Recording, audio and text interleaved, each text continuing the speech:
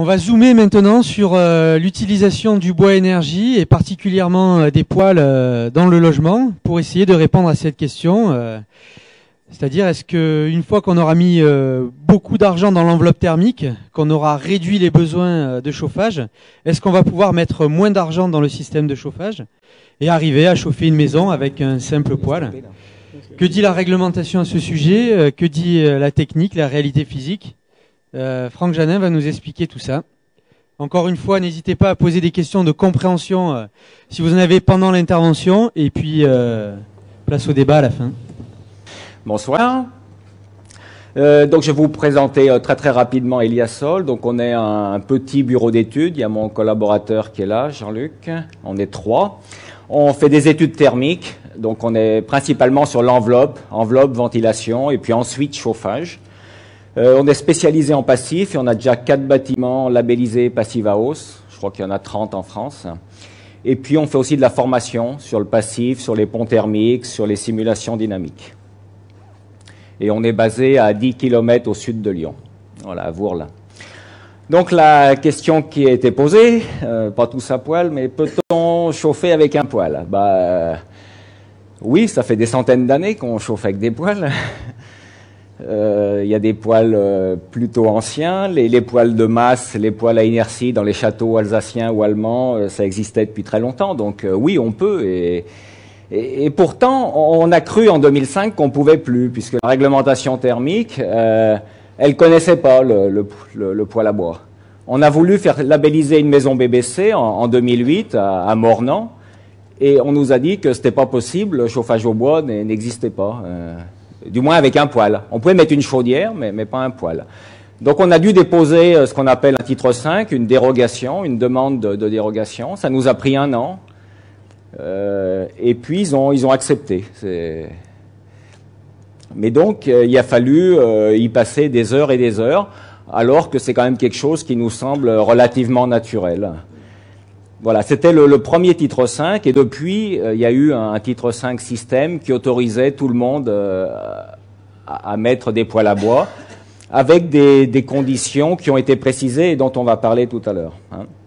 Donc là, aujourd'hui, on va parler juste de l'habitat, et juste des poêles, bûches un peu granulées, et à foyer fermé, hein, puisque les foyers ouverts, il faut oublier.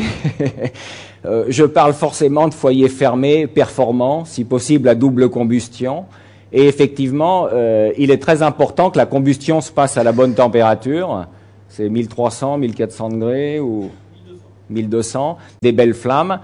Et sans une bonne combustion, on aura des rendements plus mauvais, on aura un encrassement et on aura aussi de la pollution. Hein. Donc c'est justement ce qui va être important dans le dimensionnement, c'est que si on prend un mauvais dimensionnement, si on prend un poêle de 20 kW là où il y a besoin de 2, il faudra le faire fonctionner au ralenti et ça sera catastrophique.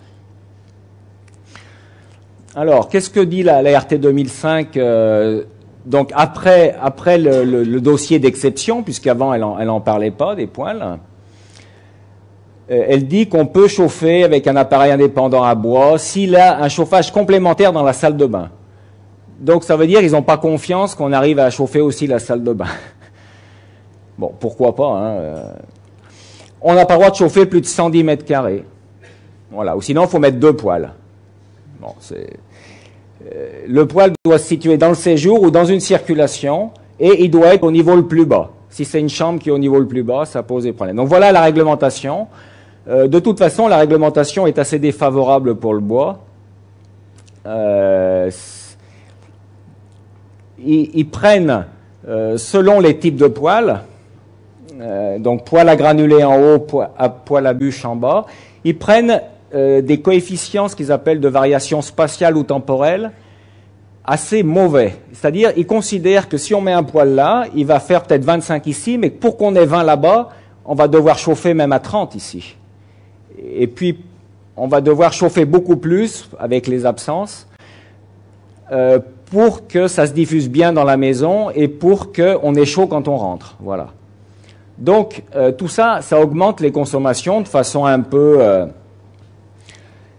comment dire, arbitraire et pas très réaliste. Parce que pour moi, la variation spatiale, on peut presque dire que c'est un avantage. Moi, chez moi, j'ai un poêle à bois, bien sûr, même deux.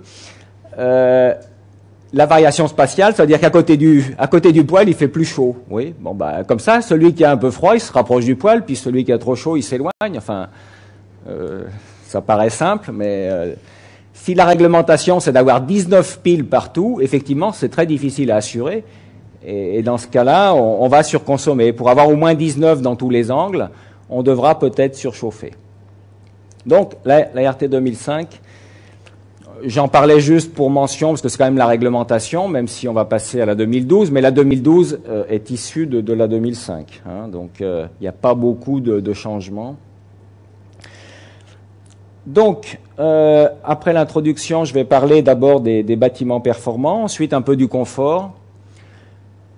Est-ce qu'on pourrait juste avoir un petit peu de précision sur ces variations spatiales, ces coefficients, comment on les utilise? C'est compliqué ou... Alors, dans les logiciels RT 2005, il y a des cases faites pour le rentrer, puisque le moteur de calcul RT 2005, on n'a pas beaucoup de flexibilité, hein, c'est quelque chose de très cadré. Il va vous le demander dans une case spéciale, variation spatiale, variation temporelle, du poêle, mais aussi des radiateurs, des planchers chauffants. Augmenter la puissance? Eh bien, plus la variation temporelle et spatiale, par exemple, est forte, ça veut dire qu'on aura très chaud vers le poêle et moins chaud, plus il va augmenter la consommation, parce que lui, il va essayer de chauffer tous les coins au moins à 19. Donc, ça augmente les consommations. Est-ce que ça augmente les puissances? Probablement un petit peu aussi, puisque c'est surtout la variation temporelle. Ce qui va dire que quand on va vouloir réchauffer, il va falloir un surcroît de puissance.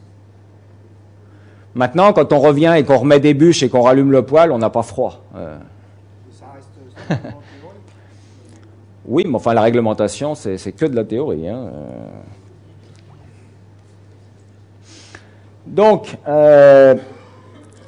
juste pour quelques rappels, je vais parler il y a différents labels, BBC, RT 2012, la nouvelle réglementation thermique 2012, avec son coefficient BBio, dont vous avez peut-être entendu parler.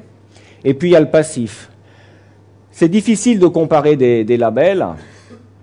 Par exemple, en réglementation thermique, on prend une moyenne de 17,6 dans les maisons. On considère qu'on chauffe à 19 quand il y a des gens et à 16 quand il n'y a personne. Donc ça fait 17,6. C'est jamais la réalité. C'est très théorique, comme vous disiez. En passif, le passif considère 20 degrés tout le temps dans toutes les pièces. De toute façon, si c'est très bien isolé, la température descend très peu. Donc même si on arrêtait de chauffer un soir, le lendemain matin, il ferait toujours plus que 16. Donc, dans la réglementation, on divise par la Shone, et non, alors qu'en passif, par la Chab. Donc, comparer des chiffres, c'est très difficile. Moi, pour simplifier, je vais parler de passif. Le passif, c'est quelque chose de connu. C'est très très bien isolé, on n'a quasiment plus besoin de chauffage. Et le peu dont on a besoin en appoint, on pourrait l'amener par la ventilation. Et puis je vais parler de basse consommation. La basse consommation, pour moi, ça serait proche de la réglementation thermique 2012, avec son coefficient BBio. C'est-à-dire qu'on sera dans des consommations 3 fois plus élevées que le passif, mais qui restent quand même beaucoup plus faibles qu'avant.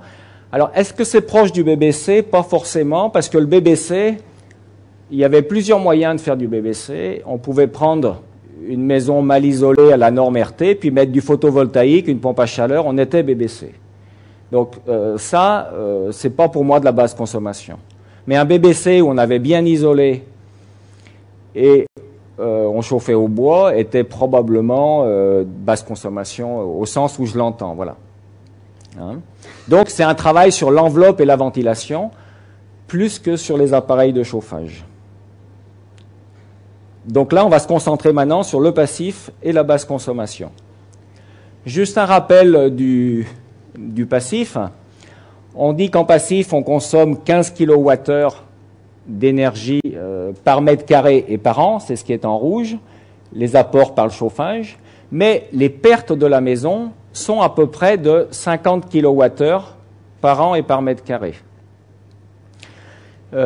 Simplement, on a des apports solaires importants et puis les apports internes. Donc ça, c'est vous qui chauffez votre maison passive, c'est votre frigo, votre cuisinière électrique, si elle n'est pas à bois. Et on voit que ça dépasse la partie du chauffage. Le chauffage devient vraiment très très faible. 10 kWh par mètre carré par an, ça fait 1 litre de fuel par mètre carré. Donc une maison de 100 mètres carrés, ça ferait 100 litres de fuel. Hein, c'est très faible. Une maison normale, on est plus entre 1000 et une maison ancienne à 3000. Donc voilà. Ensuite, on a à gauche les déperditions, avec des déperditions très importantes par les fenêtres, puisque souvent on met beaucoup de fenêtres. Les déperditions par le reste de l'enveloppe, les pertes par la ventilation, qui est dans nos régions forcément double flux, et les pertes par défaut d'étanchéité. Donc on voit qu'il y a des pertes par les fenêtres, mais il y a normalement des gains à peu près équivalents ou supérieurs.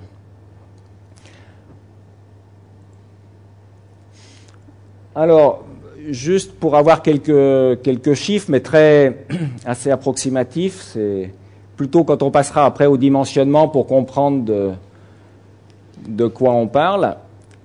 Le passif, c'est une puissance de chauffage de 10 watts par mètre carré. Donc une maison de 100 mètres carrés, il faudrait 10 fois 100, 1000. 1000, c'est un radiateur électrique standard pour toute la maison. En basse consommation, on est plutôt sur 30 watts par mètre carré. Et donc là, j'ai pris une maison de 120 mètres carrés, il faudrait 1200 watts en passif, 4000 watts en basse conso. Hein, donc tout ça, c'est pour savoir quel poêle choisir, quel dimensionnement de poêle. Le jour le plus froid, on aura besoin de 9 kg de bois en passif. Hein, si 1200 watts multiplié par 24 heures, ça va faire à peu près 30 kWh. Oui, j'ai fait le calcul déjà. Et puis 27 kg en basse consommation et plus proche de 100 kWh. Voilà. En passif, on chauffe très très peu dans l'année. On chauffe quand il fait en dessous de -5 et qu'il n'y a pas de soleil. Donc c'est assez rare. C'est 10, 20, 30 jours dans l'année, maximum. Tout le reste du temps, il y a suffisamment d'apport solaire et de dégagement interne, ou alors il ne fait pas assez froid, pour que l'énergie qui arrive par les fenêtres, plus les occupants et les appareils, suffise à équilibrer la maison. Hein.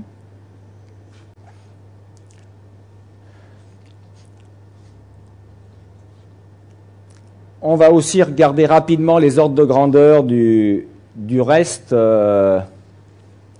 des consommations. Donc là, j'ai repris le chauffage, l'eau chaude sanitaire, et tout ça, c'est en énergie finale, donc l'énergie qui est payée. Hein.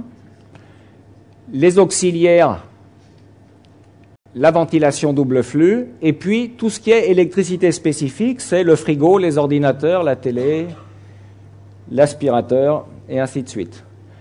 Donc on voit qu'on est en train de parler de maisons où le chauffage n'est pas quelque chose de très important. Alors pourquoi demander si on peut se chauffer avec un poêle? On va forcément y arriver. En basse consommation, on a beaucoup plus de chauffage et le chauffage reste quand même la première dépense d'énergie. Si on est en énergie primaire, on voit que les consommations spécifiques, qui sont forcément électriques, elles deviennent dans ce cas-là presque majoritaires. Donc c'est ces consommations qui augmentent d'année en année, sur lesquelles il faudrait aussi se pencher pour éviter que les ordinateurs remplacent le chauffage.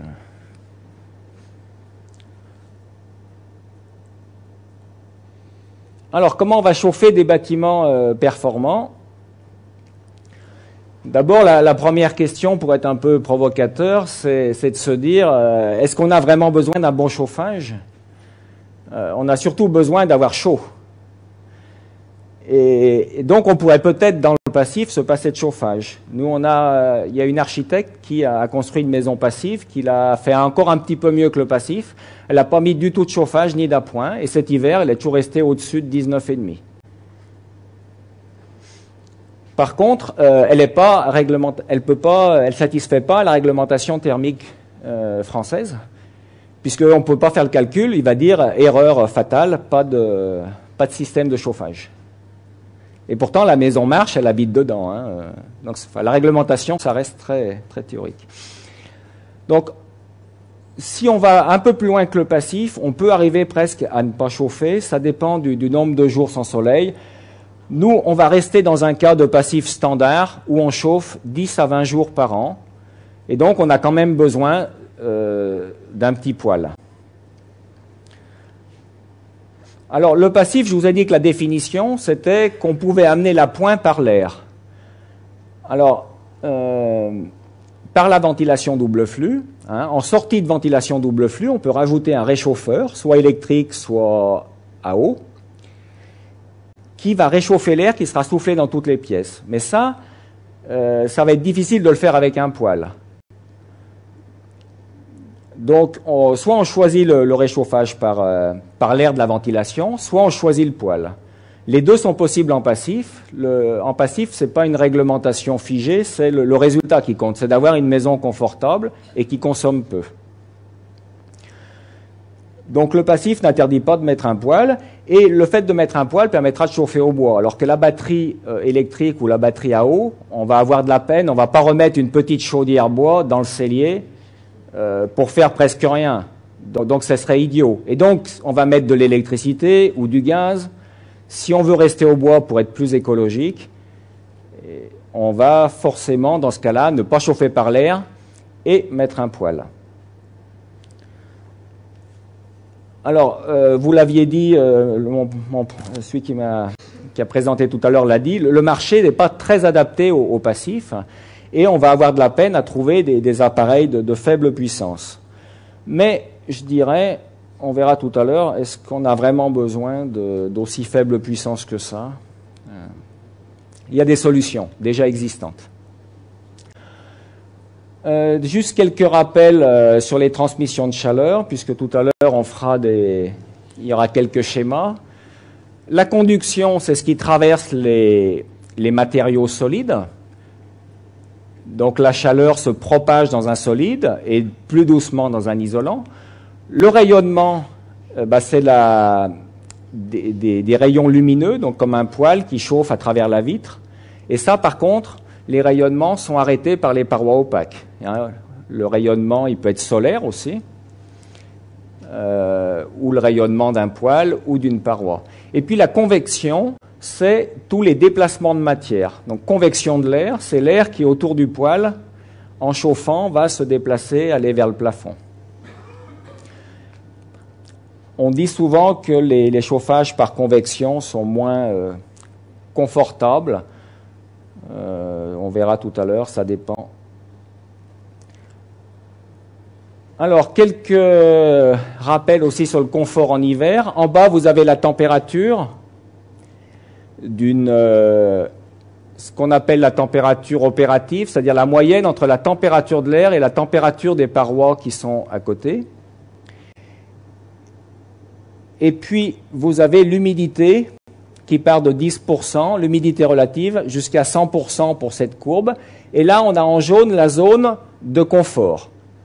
Donc, on va dire qu'on est bien entre 20 et 25, 26, jusqu'à 27 degrés, sauf si ça devient trop humide. Quand ça devient trop humide, on est plutôt limité à 25 ou même 24 degrés. Donc, on voit que la réglementation thermique, qui prévoit 16 et 19, c'est assez faible. 19 degrés, si on ne bouge pas, on a vraiment très froid au bout d'un moment. Hein. Donc, un poêle va plutôt vous faire des variations de température entre 20 et 25, selon la distance du poêle. Et donc, c'est plutôt bien, parce que on peut être confortable à 20 si on est en train de bouger, et si on est assis sans bouger en train de lire, par contre, il vaut plutôt avoir 23 ou 24. Et puis après, ça dépend aussi de l'état de chacun, de la fatigue et d'autres choses. Hein. Mais voilà, en gros, le confort, c'est plutôt dans une zone de 20-25. sachant qu'il faut essayer de chauffer le moins possible, donc on peut quand même mettre un pull, mais on constate que chez les gens, il y a plutôt 20, 21, 22. C'est beaucoup plus réaliste que 19 degrés. Alors, si j'imaginais un chauffage idéal, ben, il serait confortable, il n'encombre pas, il ne consomme rien, il serait automatique. Il pourrait fonctionner sans électricité en cas de panne, ça peut être utile. Sans abonnement, pas de coût à l'achat, pas d'entretien. Il chaufferait aussi l'eau chaude sanitaire. Hein. Il serait durable, il ne pollue pas, on peut le recycler. Et puis, si possible, il fait travailler les gens autour, ce que j'appelle l'intensité sociale. Plus de travail que d'achat de matière à l'étranger ou d'achat de ressources fossiles. Il serait fiable et convivial. Donc, le bois, comment il est vis-à-vis de tout ça? Ben, il est en général plutôt confortable. Alors, il n'encombre pas. Le poêle, il tient un peu de place, mais enfin, ça peut être aussi de la décoration. Et puis, donc finalement, c'est pas très négatif. Il consomme quand même quelque chose. Il n'est pas automatique, ça c'est le point noir ou rouge, sauf si on prend du granulé, on verra. Mais le poêle à bûche, lui, n'est pas du tout automatique. Par contre, le poêle à bûche fonctionne même en cas de panne, il n'a pas d'abonnement, il faut quand même l'acheter, mais enfin l'investissement reste limité puisqu'on trouve des poêles entre 1500 et 4000 euros sur des poêles standards. Et donc, on sera déjà moins cher pour une maison basse consommation qu'une chaudière gaz à 3 ou 4 000 euros, plus les radiateurs et ce qu'on va mettre autour. Hein. L'entretien est extrêmement faible. On ne peut pas chauffer l'eau chaude en général, sauf on verra tout à l'heure les poêles bouilleurs. Et par contre, de l'autre côté, ben, le poêle, il ne pollue pas. Alors, sauf un petit peu les particules, mais on peut mettre aussi, d'abord, on va utiliser des poêles à haut rendement, avec une double combustion. On va les charger comme il faut, et puis on peut même mettre des filtres. Mon collaborateur en a mis un chez lui, on peut mettre un filtre en haut qui va récupérer une bonne partie des particules. Il est fiable, hein, il n'y a pas de panne en général sur les poêles. Ça peut durer 20, 30, 50 ans et très convivial. Moi, je sais que chez moi, quand le poêle est allumé, tous les enfants reviennent beaucoup plus facilement, il y a plus de discussions et c'est plus sympa. Alors, le chauffage au bois. Bon, je vais peut-être passer ça. Hop. Donc, les inconvénients, j'en ai parlé un petit peu. Les principaux inconvénients sont les émissions de particules fines, dont on a déjà parlé, mais elles sont relativement modérées. Puis, de toute façon, le pétrole a aussi d'autres inconvénients. Le stockage et la manutention. Alors, le stockage, eh bien, si vous avez une maison très basse consommation, on va parler de volume très très faible. Donc, il y aura peu de manutention. Quand on va parler de granulés, ça sera des sacs de granulés et pas un silo avec un camion souffleur. Donc, c'est des sacs de 15 kilos. Et puis, vous en achetez 10, 20, 30 et vous faites l'année. Donc, la manutention devient beaucoup plus faible. Et finalement, pas si gênante. Le reste, j'en ai déjà parlé. Alors, qu'est-ce qu'il existe comme type de poêle pour se chauffer?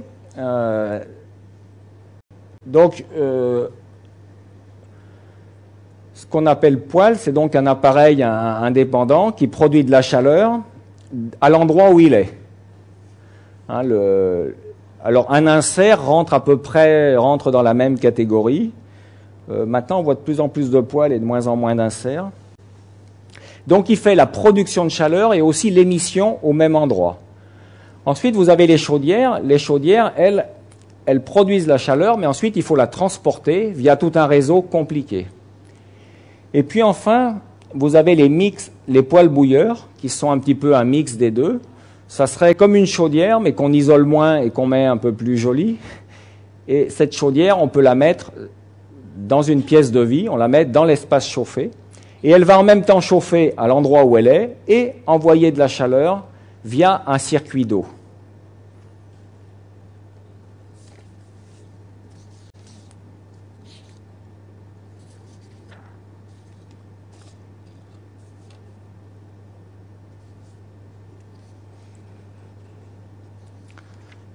Je montrerai un schéma tout à l'heure sur les poêles bouilleurs. Hein. On va y revenir plus en détail. Donc, la combustion, c'est essentiel et ça va nous impacter le dimensionnement. Donc, il faut que le foyer soit à la bonne température. Il faut que les feux soient vifs. Il ne faut pas de réduit de nuit. Il ne faut pas bloquer les arrivées d'air. Il faut que les feux soient effectivement démarrés rapidement avec du bois sec. Sinon, on aura des mauvais rendements et puis on va aussi encrasser tout le poêle et les conduits de cheminée. Ça va goudronner, bistrer. Et on aura aussi éventuellement un mauvais tirage. Si le poêle marche trop doucement, on peut avoir des tirages mauvais qui font que la combustion est encore plus mauvaise.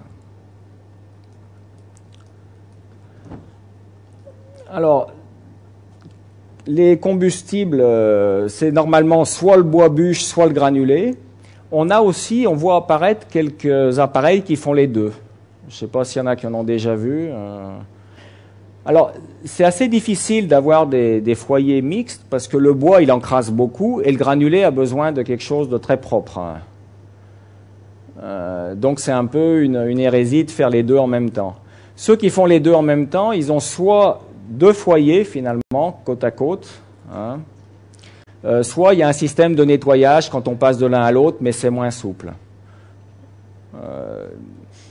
Moi, je montrerai tout à l'heure, j'ai une cuisinière qui a les deux, mais elle a en fait deux foyers. Et donc, on peut avoir les deux qui marchent en même temps, passer de l'un à l'autre de façon extrêmement souple. Mais si on n'a qu'un seul foyer, ça ne marche pas bien. Enfin, sauf dispositif de nettoyage, comme je disais.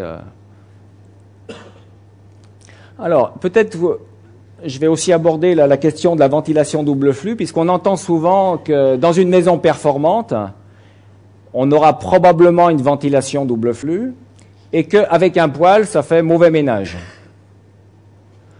Alors, qu'est-ce qui va se passer dans une maison avec une ventilation double flux? On va injecter de l'air dans le séjour, là où il y a le poêle, et puis dans les chambres, et puis le reprendre dans la cuisine et dans la salle de bain. Donc la cuisine sera en dépression, mais le séjour sera en surpression. Si j'avais été en simple flux, on n'a pas de soufflage ici, on n'a pas d'insufflation. Donc, ça rentre par les grilles au-dessus des fenêtres. Et donc, c'est la cuisine qui est en dépression, qui attire l'air du séjour, qui est lui-même en dépression, qui fait rentrer l'air par les grilles. Donc, oui, on peut avoir des problèmes de tirage avec une double flux, mais si on est en simple flux, ça peut être que pire pour moi. La simple flux est vraiment pas bonne non plus pour les poêles. Sauf si la maison a beaucoup de trous. Parce que souvent, si on a un simple flux, on a une maison pas étanche. Mais bon, si on met une maison étanche à l'air et qu'on est en simple flux, on peut réellement avoir des problèmes de tirage. Donc, moi, j'ai une double flux. Actuellement, une maison moyennement étanche, puisque la maison passive en paille, je suis juste en train de la construire. Et j'ai pas de problème du tout de tirage, même en prenant l'air dans la pièce. Hein, voilà. De toute façon, les doubles flux ont souvent aussi une possibilité, au démarrage du poêle, de bypasser. Mais ça, c'est au cas où on prenne l'air dans la pièce, hein, ce qui n'est pas forcément recommandé. On verra tout à l'heure qu'il faut le prendre dehors. Et si on le prend dehors avec un poêle étanche, alors là, la double flux n'a plus aucun impact. Donc, on n'a plus aucun problème. Et avec la surpression, on est sûr que même s'il y a quelques fuites dans le poêle, ça ne va absolument pas nuire. Donc, pour moi, la double flux fonctionne très bien avec les poêles, même dans les cas où on prend l'air à l'intérieur quand on est en rénovation des fois. Donc j'ai parlé de poêles étanches à l'air. Puisque une maison basse consommation, BBC ou passive, on va essayer de tout faire pour la rendre étanche à l'air. Le but, c'est le jour où il y a beaucoup de vent, qu'on n'ait pas un taux de renouvellement de 10 fois par heure, qu'il faille que cet air renouvelé, on doive le réchauffer 10 fois par heure, et donc qu'on n'arrive plus à chauffer parfois. Donc, on va rendre étanche. Le passif est en gros 4 fois plus étanche que le BBC ou le RT 2012. Et donc, si la maison est bien étanche, on a vraiment intérêt à prendre l'air neuf dehors et avoir aussi un poêle étanche. Voilà. Les deux vont ensemble. Si on n'a pas un poêle étanche, on n'aura pas la possibilité d'être passif. Pour être passif, il faut une surface de fuite totale d'environ 25 cm², donc ça fait 5 cm par 5 cm. Rien que mon conduit d'air qui arrive du poêle, il va dépasser ça. Donc si on veut être passif, il faut à tout prix avoir un poêle étanche. Si on veut être BBC, on a un petit peu plus de marge. Néanmoins, on conseille de prendre des poêles étanches et pareil, une arrivée d'air extérieure. D'autant plus que la norme dit qu'il faut une entrée d'air neuf d'au moins 50 cm² pour un poêle. Donc, comme on veut avoir moins de 25 de fuite, si on a 50 et que le poêle fuit, on ne passera pas le test d'étanchéité du passif, ça c'est sûr. Alors, comment trouver un poêle étanche et comment être sûr qu'il est étanche? C'est peut-être votre question. Eh ben, c'est une question qu'on a aussi et pour l'instant, c'est pas facile. Il y a des gens qui disent que leur poêle est étanche, mais des poêles, enfin des fabricants qui donnent la mesure avec la norme NFEN 613 qui donne le taux de fuite, il y en a très très peu. Alors c'est en train de se développer. Il y en a 2 qui ont des avis techniques avec du granulé et qui donnent leur débit de fuite. Donc la norme NFEN 613, elle dit qu'à 50 pascal, le débit de fuite doit être inférieur à 0,25 m3 par kilowatt. Donc si on a un poêle de 10 kW, ça fait 2,5 m3/h. Voilà. Sachant que sur une maison passive, on aurait à peu près à 50 pascal 180 m3 de fuite, 180 m3/h qui passent par le reste, par les parois, par les fenêtres, même si elle est passive. Hein. Une maison BBC, ça serait 600 m3/h à 50 pascal, et puis une maison normale dans les 3000, 5000, 6000 m3/h. Hein. Donc, si le poêle respecte la norme NFEN 613, il va fuir pour à peu près 3 m3/h, donc on va passer le test passif sans problème. Il sera vraiment, ça sera une toute petite partie des fuites. Par contre, la difficulté, c'est de trouver des fabricants qui vous donnent les valeurs. Hein, il n'y a pas beaucoup de marques actuellement qui font ça.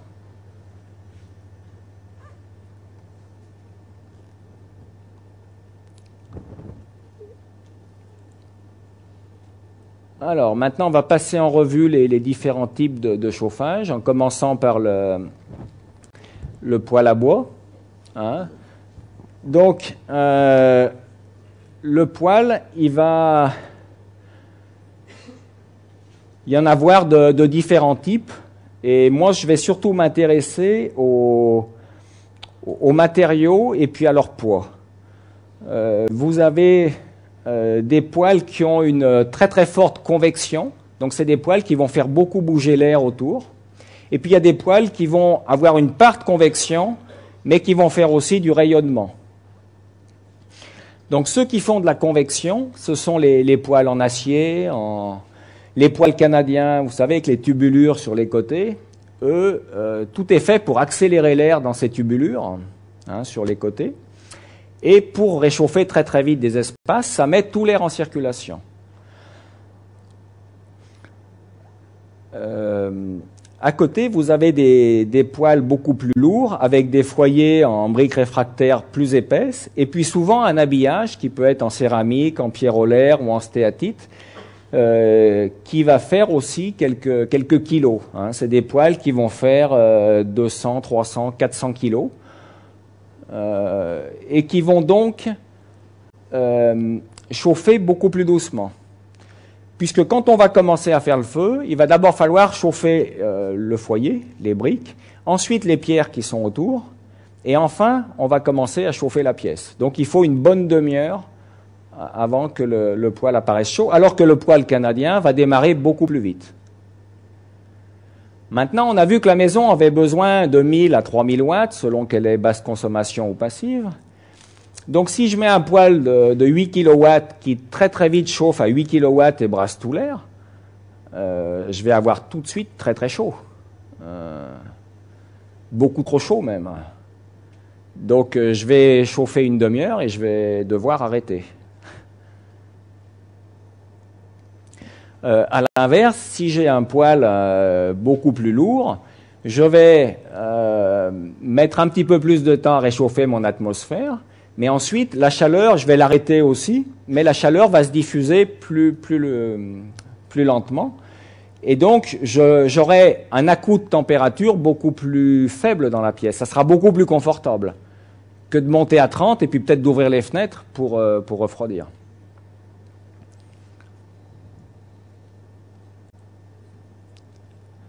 Donc, si j'ai besoin de 1000 watts pour une maison passive et de 3-4 000 watts pour une maison basse consommation, je ne vais pas trouver de poêle à moins de des poêles bûches à moins de 6 kW, où il y a 2-3 exceptions qui descendent à 4. Donc, je vais forcément prendre un poêle plutôt 6, 8, 10 kW. Alors, si je prends un poêle à 6 kW dans la maison passive et que je fais un bon feu pour que ça brûle bien, on va dégager 4 ou 5 kW, c'est beaucoup trop. Si mon poêle n'a pas d'inertie, n'a pas de masse, je vais avoir un à-coup de température terrible. Donc ça, il faudrait aussi voir l'inertie de la maison peut-être. Parce que la maison peut avoir de l'inertie et dans ce cas-là, pourrait absorber une partie de cette chaleur pour la restituer plus tard. Donc, il faudra mettre à chaque fois en rapport l'inertie de la maison avec l'inertie du poêle, et sa puissance et les déperditions. Mais si je pouvais trouver un poêle à 1000 watts, à 1 kW, si les fabricants en faisaient, parce qu'ils n'en font pas, de toute façon, ça serait un peu gênant, parce que je ne veux pas me lever toute la nuit, toutes les heures pour mettre du bois. Donc, on ne chauffe pas en général 24 heures sur 24 dans un poêle à bois, puisqu'on élimine, on déconseille de se servir des réduits et de faire marcher la nuit de façon très faible. Donc, il faut que je prenne un poêle qui fasse, mettons, 6 kW, les plus petits poêles actuels, même pour du passif, mais il faut que ce poêle ait un petit peu de masse pour pouvoir, lors d'un feu de 2 heures, ne pas me faire monter la température trop vite et diffuser sa chaleur tranquillement toute la nuit. Et puis pareil, je peux refaire un feu le matin qui me restituera la journée. Alors tout ça, ça va dépendre de si j'ai un appoint, de la taille de ma pièce principale aussi, et puis de mes habitudes de vie. Donc le dimensionnement est assez complexe en bois, et je ne pourrais pas vous dire, pour une maison passive, vous prenez toujours ça. Il n'y a pas de recette malheureusement aussi simple. Donc si j'ai besoin si je prends 6 kW alors que j'ai un besoin de 1000 watts, si je le fais marcher 1 heure et que le poêle ne chauffe pas trop vite ma pièce, il doit derrière pendant 5 heures me délivrer suffisamment de puissance pour que je n'ai pas besoin de refaire un feu. Donc forcément la puissance du poêle, qu'on appelle puissance maximale ou puissance nominale, elle doit forcément dépasser la puissance nécessaire dont je vous ai parlé tout à l'heure, les 1000 watts et les 3000 watts. Il faut forcément prendre plus. Maintenant, il ne faut pas prendre trop non plus. Alors, sur une maison de 120 mètres carrés, on avait dit 1200 watts, 6000, on prend en dépaire pour l'autre. Pour une maison passive, on prendrait un poêle de 6000 watts, et pour une RT 2012, on pourrait prendre un 10-12 kg. C'est des exemples à ajuster selon la maison. Et ça vous permettrait de ne pas faire du feu tout le temps. Voilà. Mais ça reste comment dire, dépendant des matériaux de votre maison, de vos habitudes, donc de l'inertie de votre maison aussi. De toute façon, on va éliminer les poêles qui chauffent trop vite. Pour moi, les poêles en acier, les poêles tubulaires, qui font énormément de convection, dans la basse consommation, ça peut pas être viable et confortable. Je ne sais pas s'il y en a qui ont déjà fait l'expérience, mais vous ferez des à-coups de température qui risquent d'être ingérables. Donc, on prend un poêle plus puissant, qu'on fera fonctionner sur des feux plus courts. Et donc, avec un 6 kW, qui sont les plus petits poêles actuels, on s'en sort en passif. Il n'y a pas de problème. Où faut-il mettre ce poêle? Donc, on a vu que la réglementation thermique conseillait de le mettre dans la pièce le plus bas. Bah, c'est une bonne idée. C'est bien que dans cette pièce, elle soit un peu ouvrable sur l'extérieur, sur les autres pièces. Pas forcément ouverte tout le temps, parce que si vous n'avez pas de mur et pas de porte du tout, la chaleur va toujours s'en aller et peut-être monter par l'escalier. Donc vous pouvez avoir plus de peine à réchauffer votre pièce du bas. Le mieux, c'est d'avoir un mur et puis une grande porte comme celle-ci qu'on peut ouvrir, ou une tenture. Une tenture, ça peut être tout simple, qu'on peut ouvrir ou fermer, selon qu'on veut faire monter la chaleur ou qu'on veut diffuser la chaleur dans le reste de la maison. Donc une pièce ouvrable, une pièce plutôt centrale, parce que la chaleur, elle va avoir beaucoup... Ici, si on chauffait, elle monterait d'abord au plafond, elle aurait beaucoup de peine à aller dans les pièces tout là-bas au bout. On peut chauffer une pièce à côté, une deuxième, alors après, à la troisième, on a beaucoup de peine. Le mieux, c'est de ne pas avoir de mezzanine. La mezzanine, moi j'ai toujours... c'est-à-dire que vous risquez d'avoir un peu froid en bas, et puis pour aller dormir, si vous dormez en haut, vous aurez 25, 26. Donc la mezzanine généreusement ouverte, ça reste une aberration thermique, mais c'est très prisé architecturalement. Et moi, je suis plutôt toujours très sceptique sur les mezzanines. Donc, voilà pour la position du poêle. On va après voir des simulations. Les prises d'air, évidemment, extérieures, on conseille très fortement, étanche à l'air. Et puis donc, pour votre eau chaude, il faudra, si vous avez un poêle, malheureusement, vous résoudre à avoir un appoint électrique, probablement. CESI, c'est un chauffe-eau solaire individuel. Donc, en général, ce qu'on voit avec les poêles, c'est un chauffe-eau solaire qui fait que l'été, vous fonctionnez quasiment qu'au soleil, et par contre, l'hiver, vous serez probablement en appoint électrique, ce qui est un peu moins bon écologiquement parlant et qui contribue au pic de consommation. Voilà. Donc, voilà le petit inconvénient du poêle à bois. Pour arranger ça, vous pouvez mettre un CESI qui optimise un peu l'hiver et un peu plus généreux. Voilà. Alors, revenons sur la diffusion de chaleur. La photo, c'est le même exemple qu'ici. Si vous avez entre votre séjour et votre couloir un décroché, la chaleur va beaucoup moins se diffuser dans les autres pièces. Donc, il faudrait essayer de le minimiser.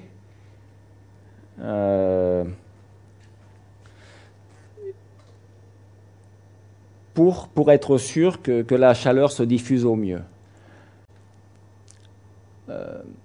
On verra tout à l'heure, oui, un exemple, j'y reviendrai.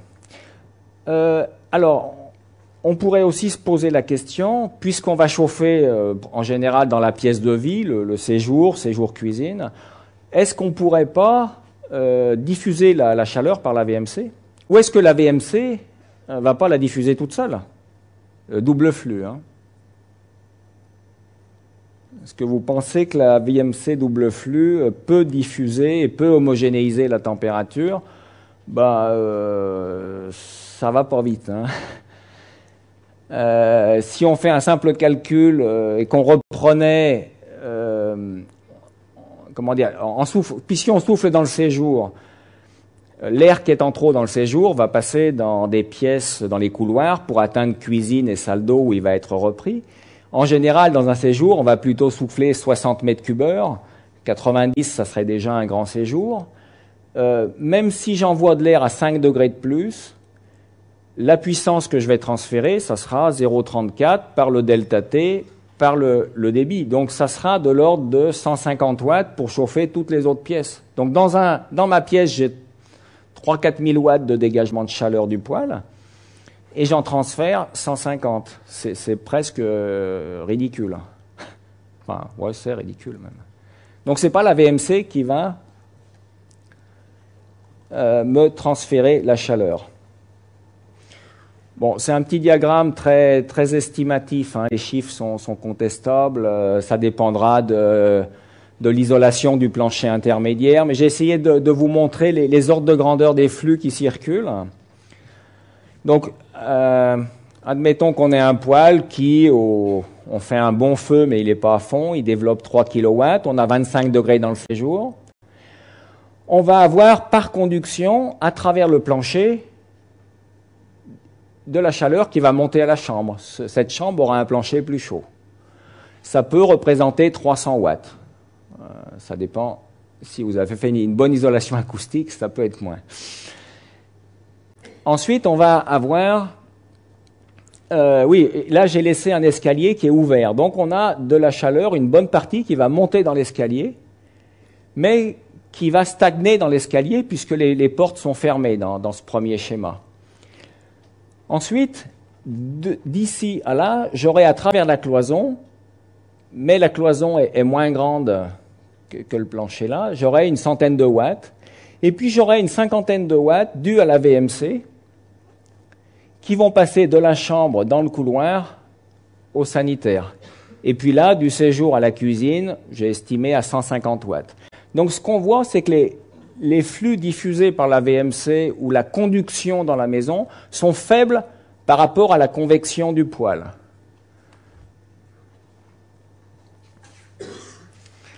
Si maintenant j'ouvre les portes, eh bien là, les 1500 watts qui montent dans l'escalier, ils peuvent se répartir et chauffer très largement la chambre, même les sanitaires. Il suffit de prendre le bain avec la porte ouverte. Peut-être pour ça que la réglementation demande de mettre un appoint. Et on peut aussi chauffer la cuisine. Voilà. Donc, dans ce cas-là, l'air qui se déplace, on va avoir des débits d'air bien supérieurs à ce que la VMC transporte. De toute façon, une VMC, elle ne va pas vous faire monter l'air à l'étage, puisque ce qu'on souffle dans la chambre, souvent, si en haut on a 2 chambres, une salle de bain, un WC, on va souffler 30 et 30 et on va reprendre 30 mètres cubes ou 45 et 15. Donc, on n'a pas de raison d'avoir des flux d'air dus à la VMC entre étages. Souvent, on a un équilibre à peu près par niveau. Donc, la VMC ne vous aidera pas, même double flux, à équilibrer vos températures. Par contre, l'ouverture des portes, la façon dont vous avez fait vos cloisons, tout ça, oui. Alors, la difficulté, c'est d'avoir des chiffres et de se dire, on a beaucoup de clients qui viennent, est-ce que ça va chauffer ou est-ce que ça va pas chauffer? Est-ce que je peux, est-ce que ma cage d'escalier est assez grande pour laisser monter la chaleur ou pas? Et là, les outils de simulation tels que les outils réglementaires, par exemple de la RT 2012, ne sont d'aucune aide. Les outils de STD, simulation thermique dynamique, je pense qu'il y en a qui connaissent, ils sont de peu d'aide aussi parce qu'ils ne modélisent pas la convection. Les outils de simulation thermique dynamique ne modélisent que la conduction à travers les parois et les rayonnements qui viennent du soleil.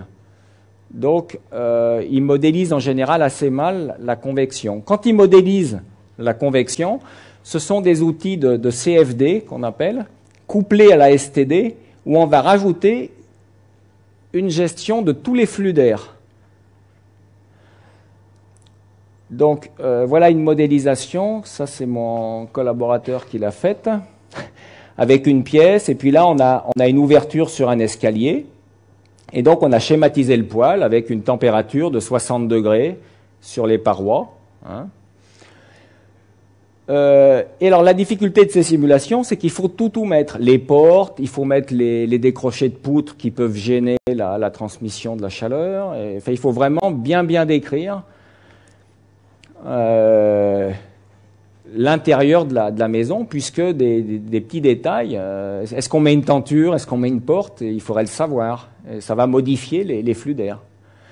Et donc, une fois qu'on a modélisé la maison, avec donc les 60 degrés du poêle, le poêle, on va regarder qu'est-ce qui va se passer au niveau de l'air, quelle sera la température de l'air, et on voit que l'air chaud va monter, il va se diffuser via le plafond, et puis il va redescendre sur les parois, et puis ça va faire des boucles, hein, à cet endroit-là. Donc, on a en même temps sur ces diagrammes, le fond, c'est la couleur verte, c'est la température de l'air. On a pris une coupe, hein, parce qu'on est obligé de faire ça pour vérifier. Il faut prendre des tas de coupes dans les deux sens pour bien vérifier ce qui se passe. Donc ça, c'est la température de l'air. Et les flèches, c'est la vitesse de l'air. Donc quand la flèche est bleue sombre, l'air est à 0 mètre seconde. Quand les flèches sont rouges, comme à certains endroits, on peut atteindre 0,5 mètres seconde. Hein. Ça fait 2-3 à l'heure. Ça reste très très faible. Hein. C'est pas un courant d'air. Hein. On considère que jusqu'à 2 mètres seconde, il n'y a absolument pas de gêne. Hein. Donc voilà une simulation. Et voilà maintenant, on a pris la coupe dans l'autre sens pour voir comment le poêle est là. Pour voir comment ça va monter dans la cage d'escalier qui est là. Donc ça va passer par là, et puis on voit que l'air accélère, et on aura on peut mesurer le débit, enfin ça reste théorique aussi, hein, mais ce sont quand même des études beaucoup plus précises, et avec ça, on est probablement beaucoup plus proche de la réalité qu'en faisant au pif. Donc malheureusement, c'est des études qui demandent beaucoup de temps et des logiciels spéciaux, donc ça peut être cher, ça peut être plus cher que le poêle. Donc, par contre, des fois, des clients se disent, bon, ben, mon poêle, la chaleur monte mal, est-ce que si je casse le mur, ça va aller mieux? Il aime mieux vérifier avant de casser le mur, voilà. Je ne sais pas si vous en avez déjà vu, ça ne se fait pas encore beaucoup ça. Donc voilà les outils qui, en cas de doute ou de configuration un peu compliquée, peuvent nous permettre de valider et de dire, oui, là, dans ces conditions-là, l'air va bien se transmettre jusqu'à l'exposition là-bas. Il y a peu de chance, hein, quand même, jusqu'à l'expo. Par contre, on restait dans des cas simples, hein, et en général, ça se passe bien. Hein, si on évite quelques erreurs, la plupart des gens sont contents et ça fonctionne bien. Alors, je vais faire un petit passage sur le granulé. Si on a un poêle à granulés, bon, bah, en général, ils sont plus légers, ils ont moins d'inertie. Mais ce n'est pas gênant. Leur dimensionnement est plutôt plus facile parce que le poêle à granulés, il va pouvoir fonctionner. Si vous prenez un 8 kW, par exemple, souvent il aura 3 vitesses ou plus, ça sera 2, 5, 8. Et donc il peut fonctionner à 2 kW et demi sans difficulté. Donc si vous le prenez un peu plus gros, c'est moins gênant. Voilà. En général, entre 30 et 100% de la puissance, il peut moduler quasiment sans perte sur le rendement. Donc, dans ma maison passive, qui me demandait 1200 watts, je peux prendre un poêle à granulés de 6, 8 kW, ça peut fonctionner. Hein. Il va baisser, il marchera on l'allumera qu'en vitesse 1, bien sûr. L'exemple qu'on a de la maison dont je vous parlais tout à l'heure, la Mornan qui est BBC, ils se sont jamais servis du poêle qu'en vitesse 1. Les deux autres vitesses, elles n'ont jamais servi. Hein. L'avantage du poêle à granulés, c'est qu'il peut fonctionner en continu. Alors vous me direz que comme la réserve n'est pas infinie, c'est pas tout à fait en continu, mais enfin, Dans la maison de Mornan, ils mettent un sac par semaine quand il fait très froid. Donc, ça reste pour moi du fonctionnement continu si on veut.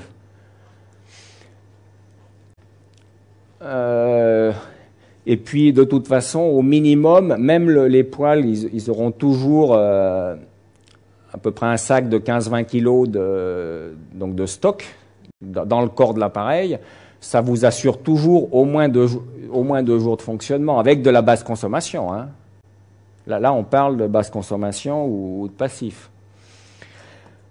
L'avantage du granulé, c'est qu'on peut le réguler, et puis donc il peut avoir un thermostat qui coupe quand c'est trop chaud, alors que votre poêle à bûche, faut ressortir les bûches chaudes, c'est pas sympa.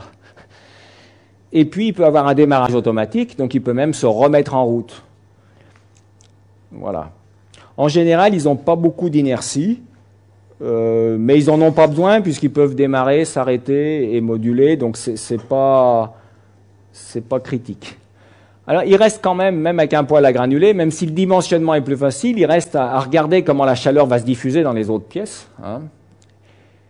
Et puis, juste un peu l'autonomie, si vous êtes en basse consommation un peu juste, avec une grande maison, un poêle, on peut ne pas tenir plus de 24 heures. Bon, c'est rare quand même. Donc, si je prenais en granulé, je vous disais, je prendrais pour la maison passive un poêle de 5-6 kW qui fonctionnera toujours à la vitesse 1. Et puis pour une maison basse consommation, même si on a besoin que de 4000 watts, 5000 watts, il vaut mieux avoir un petit peu de réserve pour réchauffer, vu que lui aura moins d'inertie. Donc 9 kW, c'est du standard pour les poêles à granulés, vous n'aurez pas de peine à en trouver. Hein. 5 kW, c'est plus difficile. Alors, quels sont les avantages du granulé par rapport au bois? C'est sa régulation, son démarrage, chargement plus facile. Les rendements sont meilleurs. On va être très souvent sur du 92%, alors qu'en bois, même à double combustion, avec réintroduction d'air en haut, on reste à 80-82%. Par contre, un poêle à granulés ne marchera pas sans électricité. Donc, le jour où il n'y a pas un EDF,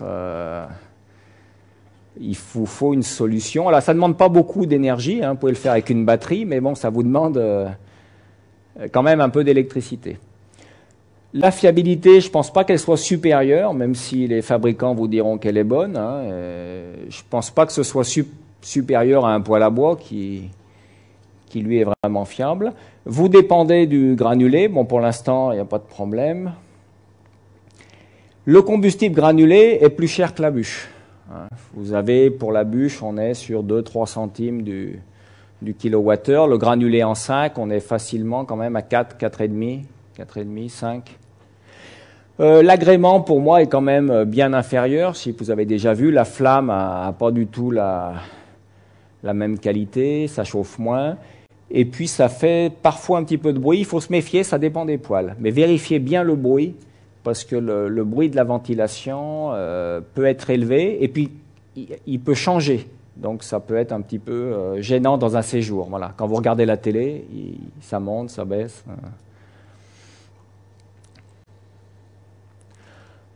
Alors, le poêle de masse.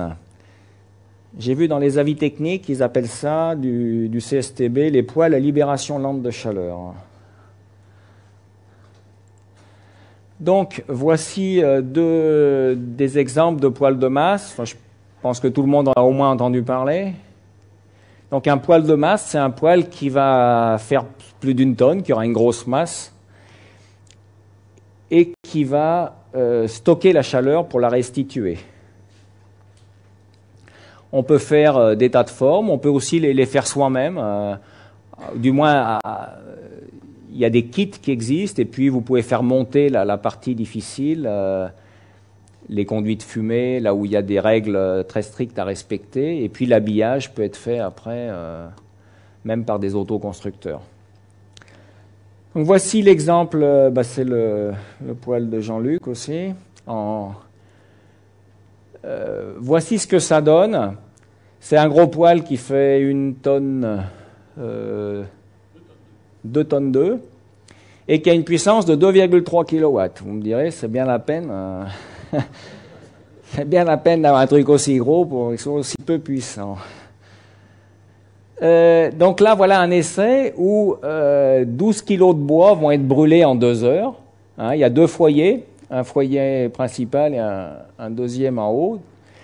Et voilà la courbe de température de la surface du poêle, donc prise en bas du poêle et puis en haut, avec au fur et à mesure que le temps passe. Donc au début, il était à 27 parce que il y avait eu le feu de l'avant-veille. Et puis ensuite, on va voir, le feu dure 2 heures, donc c'est ça. Et au bout de 2 heures, votre température de poêle, elle est passée de 27 à 33. Hein, et ça monte très très doucement. Par contre, ensuite, le feu est arrêté. Et pendant 18 heures, il va continuer de monter, puis ensuite de redescendre. Voilà ce qui est intéressant. Donc, dans une maison basse consommation ou passive, on voit bien l'intérêt de ne pas faire exploser la température et puis de faire un feu le soir entre 7h et 9h du soir, et puis ça va chauffer jusqu'au lendemain. Il reste à mettre la bonne quantité de bois. Si on en met trop, la chaleur sortira. Hein.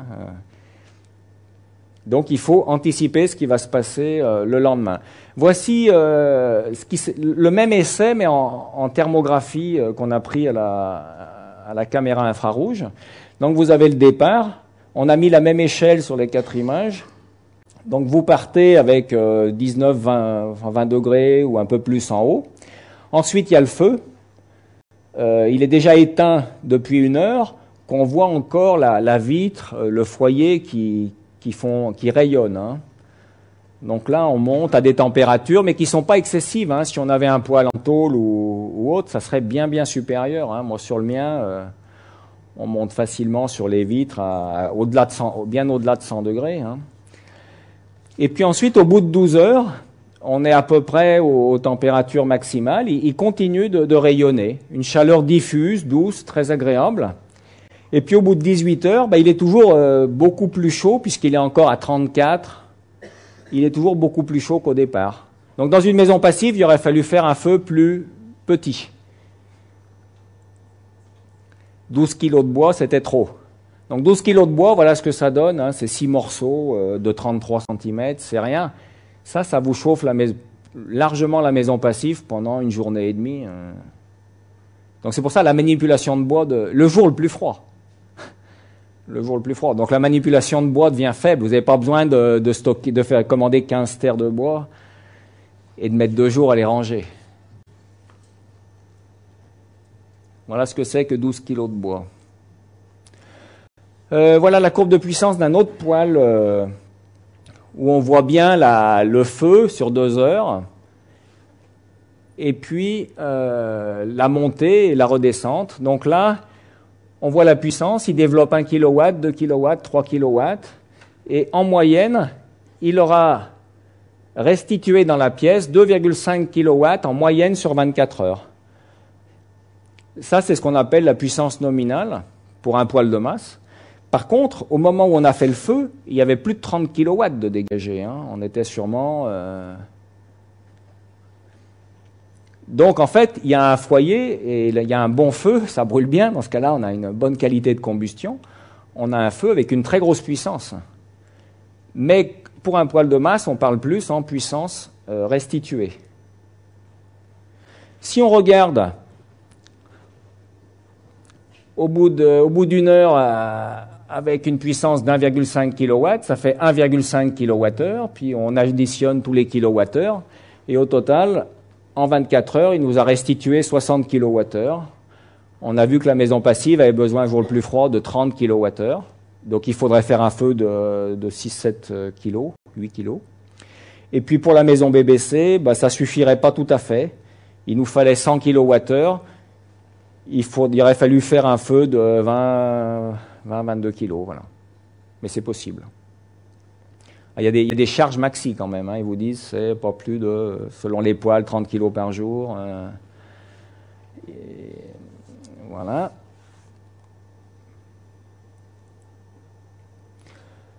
Donc, pour dimensionner un poêle de masse, eh ben, il faut regarder la puissance, mais il faut bien regarder la masse et la vitesse de diffusion. Donc là, la courbe que je viens de montrer, je l'avais récupérée pour une étude de simulation dynamique chez un client. Le fournisseur m'a envoyé la courbe de restitution de chaleur de son poêle. Voilà. Mais c'est pas. Donc nous, on a pu intégrer ça dans le logiciel de simulation thermique. Et mon client voulait savoir, dans sa maison rénovée, maison en pierre qu'il avait rénovée en paille, réisolée en paille, et qui était en altitude, il voulait savoir si quand il partait le week-end, il aurait encore chaud au retour. Voilà.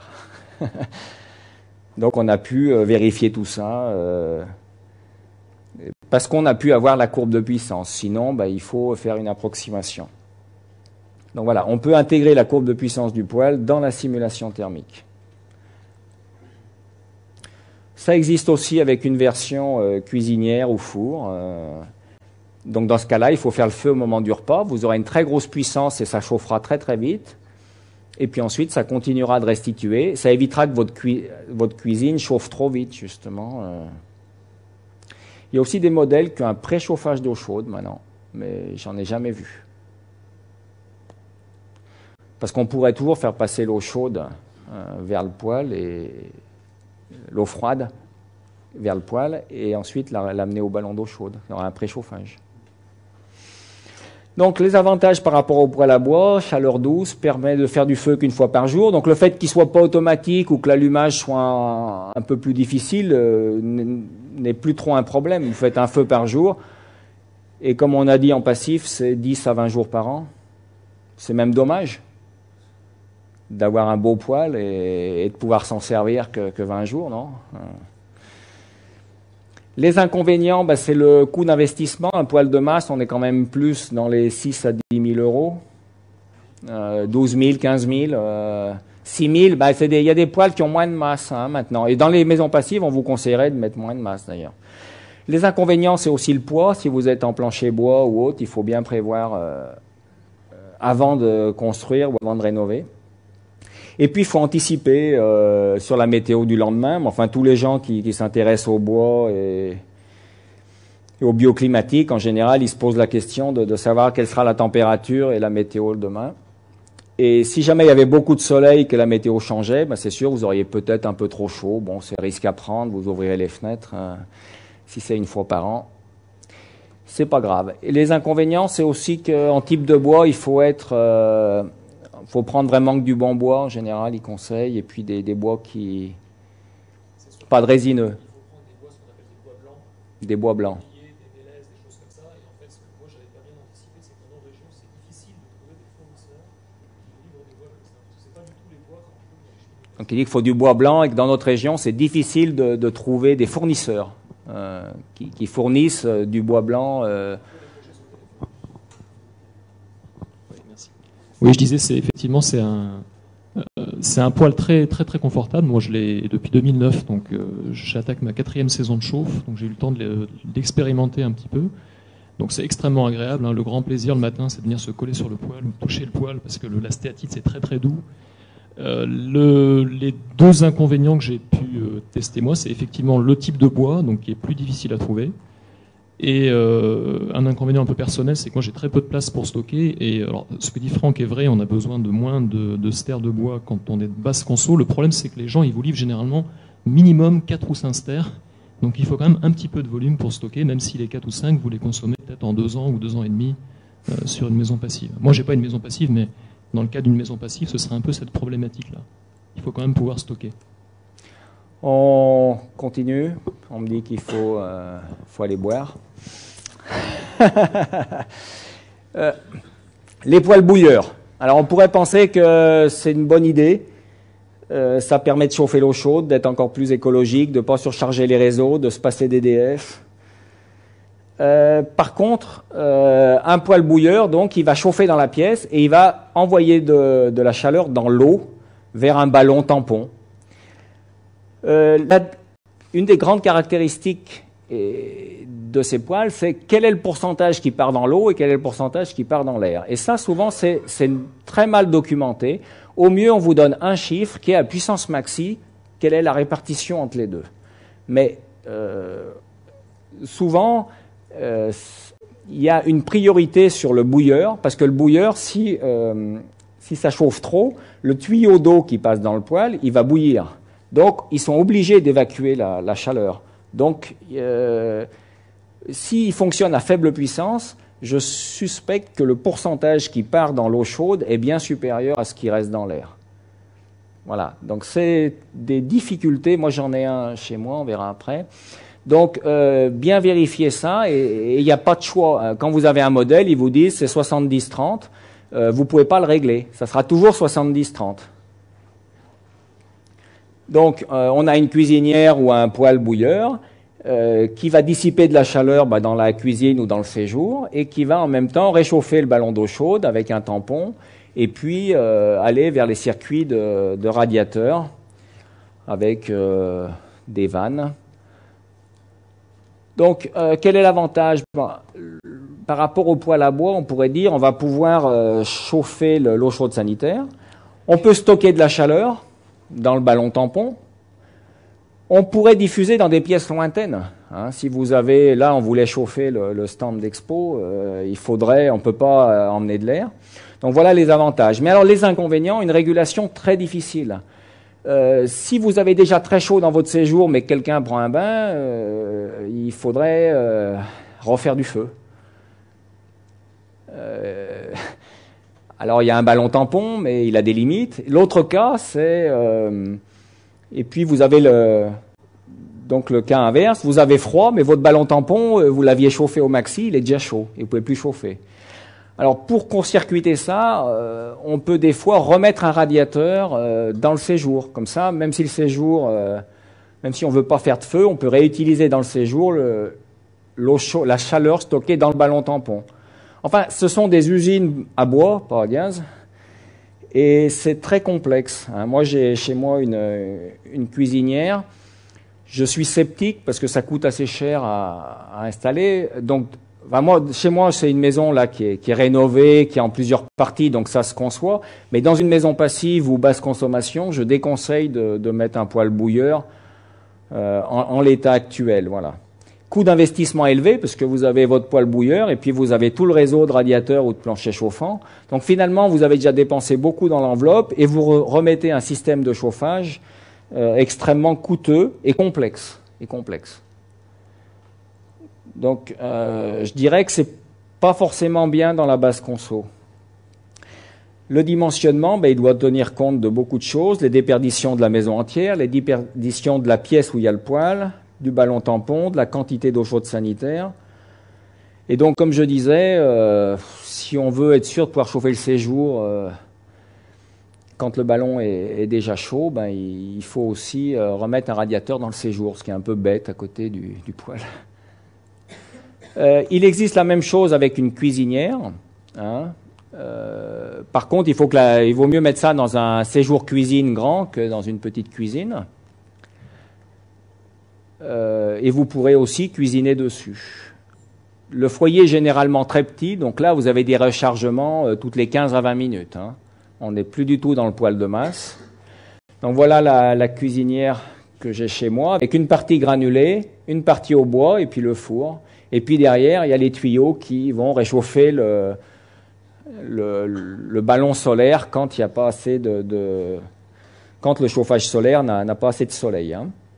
Alors là, on est sur des températures qui sont loin des 60 degrés. Quand on chauffe, on voit qu'on atteint 140. Et puis si on chauffe bien, on atteint 200. On monte dans le four facilement à 230 aussi. On fait des pizzas, du pain, il n'y a pas de difficulté. Sauf qu'il faut mettre du bois très souvent et du petit bois parce que c'est des petits... Voilà. Juste un petit tableau de synthèse. Je ne sais même pas si c'est la peine... J'ai essayé de remettre un petit peu les avantages de chacune des catégories. Moi, ma conclusion, ça sera que soit un poêle à bois avec un peu d'inertie, soit un petit poêle de masse. un peu au milieu. C'est l'idéal pour une maison passive. Et puis on peut aussi faire du granulé si on veut, si on est moins, si on est moins à cheval sur la qualité de la flamme et le confort. Voilà, donc pour des bâtiments passifs, ils font des petits poêles de masse maintenant, de l'ordre de 1000 kg. Ou alors vous prenez des poêles à bois avec pas mal d'inertie, à 400 kg, et vous avez un résultat qui vous permet de chauffer une maison passive ou basse consommation dans des bonnes conditions. Je rappelle juste, bien sûr, étanche à l'air et prise d'air extérieur. Et alors la puissance, c'est à étudier au cas par cas. Je ne peux pas vous dire c'est 4 kW, c'est 6. Vous avez vu qu'il y a beaucoup de paramètres pour qu'on puisse se prononcer de façon générale. Et puis après, donc le plus important, c'est aussi de bien étudier la position et de garder des espaces qu'on peut, pas des espaces, des communications qu'on puisse ouvrir ou fermer ou obturer. Voilà. Mais un rideau, c'est simple, ça tombe pas en panne et ça, le rideau suffit à freiner le flux de chaleur. Hein. Sur les retours d'expérience, nous qu'on a sur tous les bâtiments passifs et basse conso qu'on a fait, dont beaucoup sont chauffés au bois, en majorité, il y a une grande satisfaction. Même quand le dimensionnement n'est pas tout à fait parfait, de toute façon, on garde une possibilité d'adaptation en faisant des feux plus fréquents, moins fréquents, en ouvrant les portes. Donc, en général, ça se passe bien. On a eu quelques cas de diffusion trop rapide de chaleur, surtout dans les mezzanines. Et ça, c'est rare. Enfin, c'est des cas rares, mais qui arrivent. Et par contre, le plus souvent, c'est des diffusions un peu trop lentes. Quand on n'avait pas fait de calcul, les gens ont pensé que ça allait passer. Et la diffusion se fait mal sur les pièces du bout. Voilà. Ça c'est assez courant, surtout à plat, dans une maison de plein pied. Les pièces qui sont au bout, ce sont celles qui ont le plus de déperdition, parce qu'elles elles sont dans les angles, elles ont plus de surface vers l'extérieur. Elles ont plus de surface vers l'extérieur. Et par contre, ce sont celles qui reçoivent le moins de chaleur. Donc c'est bien soit des chambres où on ne fait que dormir, puisqu'on n'a pas besoin de trop chaud pour dormir. Voilà, je vous remercie de votre attention. Et puis si vous avez des questions sur les poêles de masse, ce sera mon collaborateur qui répondra.